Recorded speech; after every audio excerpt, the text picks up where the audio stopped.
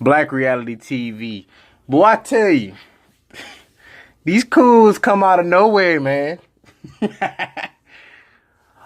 George Foreman, all aboard. Doot, doot. So, George Foreman, former heavyweight champion of the world, and is also famous for his grills, which I'm about to put your ass on a grill, because this dude over here pulling a super jig. Shouts out to BO9263. Y'all subscribe to my brother's channel. I'm going to put his video in the description box. So he takes shots at Colin Kaepernick and Kevin Durant, saying Colin Kaepernick is pretty much doing this for show. That he's just trying to gain attention by doing this. And Kevin Durant pretty much is a sore loser about the outcome of the presidency. No, we want to bring awareness to an issue that you're too cowardly and too chicken shit to want to address. And if you do want to address it, you don't want to address it in front of white people. You want to address it behind closed doors where nobody can hear you. George Foreman, you can just go ahead and have a seat, man.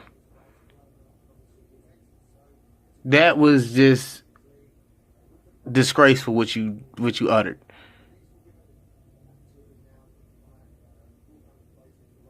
I mean, the buck dancing does not stop, man. I'm telling y'all. But I'm gonna play y'all this audio clip of what this clown had to say. Black reality TV. Awesome. We just wanted to ask you a couple of questions today. A lot of sports type news has been making it into the political spectrum as well. And I wanted to lead off by asking you about Colin Kaepernick. I know, you go way back in sports. You were in the Olympics. You wore the USA proudly. What do you think of Kaepernick and frankly other athletes that have refused to stand for the national anthem? The shame part of it, all of us, including Joe Frazier, myself, and a few more, even to this day, we became the heavyweight champ of the world, and we actually thought we would turn into Muhammad Ali. We didn't realize just because you're a champion, you don't become Muhammad Ali.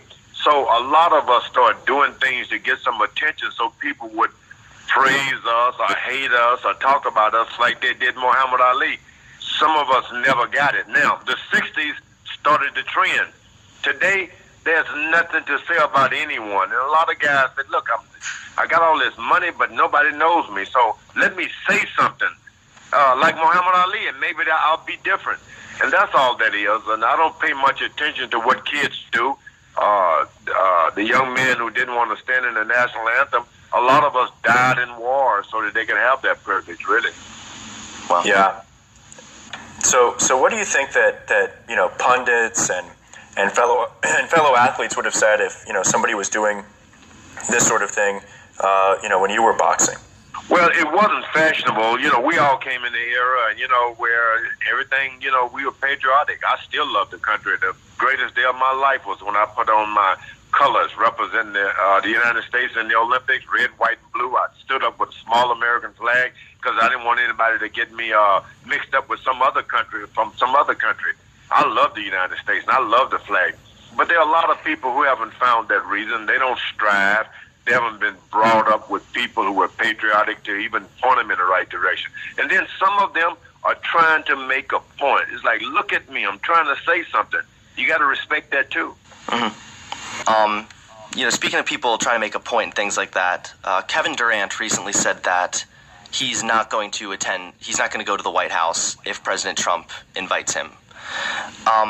What's your opinion on this? Do you think that this is a smart idea? Can I tell you a quick story?